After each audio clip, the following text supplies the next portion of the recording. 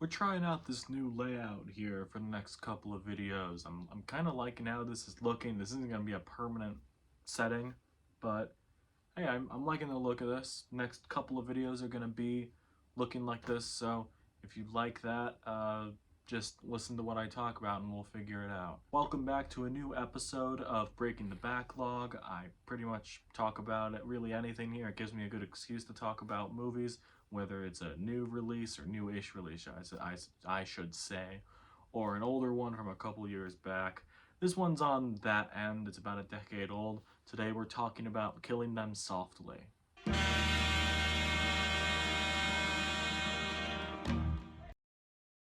This is an adaptation of the book Cogan's Trade by George V. Higgins, I believe.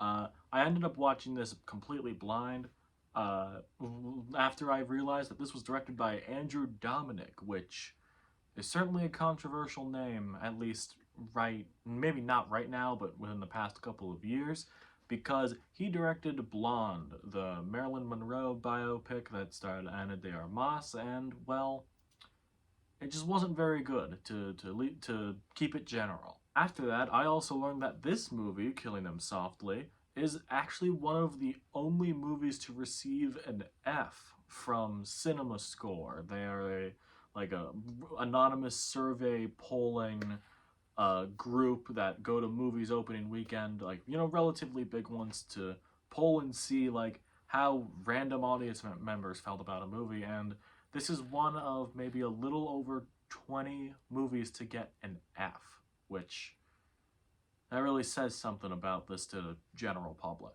Brad Pitt plays Jackie Cogan, an enforcer hired to restore order after three dumb guys rob a mob-protected card game, causing the local criminal economy to collapse. That's what the synopsis says, by the way. Three dumb guys. Right to the point. I appreciate it. Right off the bat, I think I understand why this got an F at CinemaScore. That's because this is a very slow-moving story. I'm pretty sure it was marketed as a full-on crime movie. Hell, James Gandolfini's in this. You know, like, and also Ray Liotta. I feel like you gotta, like, oh yeah, these people are in a new crime thriller.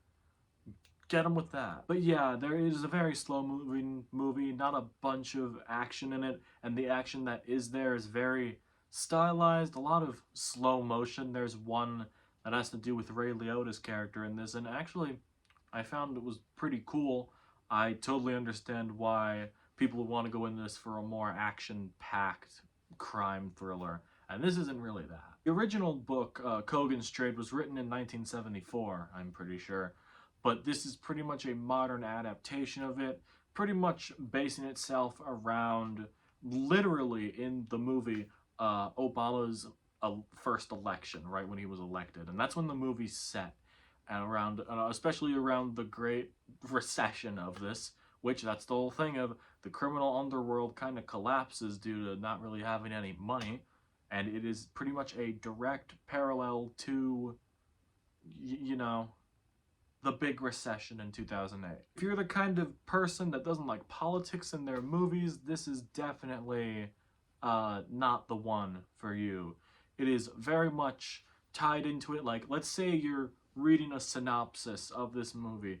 Every couple of words, or maybe even a couple sentences, picture in parentheses, in all caps, maybe throw in a couple exclamation points too, we are in a financial crisis. It is very heavy-handed with this messaging, especially with a very odd editing choice to open the movie, which admittedly hooked me, but very odd choice looking back on it. All of that being said, I still don't really like how Andrew Dominik handled Blonde, so especially not really knowing that this was an Andrew Dominik directed movie, I was into this for a little bit. There were a couple of elements in here. I liked Scoot McNairy and Ben Mendelsohn's chemistry. They're pretty much the main characters of this movie for a good chunk of it. They are the dumb idiots, as they say in the synopsis. Ray Liotta is also really fun in this, and James Gandolfini in the little bits he's in, I guess didn't really add anything to the plot. Oh, it was fun to see him. I mean, I miss him, but like, he didn't really add anything to this movie. My favorite element of this movie, though, was Brad Pitt. I I don't really remember anything off the top of my head where he plays like a straight up mob enforcer. Yeah, he's played like assassins and Mr. and Mrs. Smith and all that. But this, out of what I can think of, because Brad Pitt's been in a lot of movies, this is the one where I think this is the closest to being like a real life mob enforcer, and I really dug it.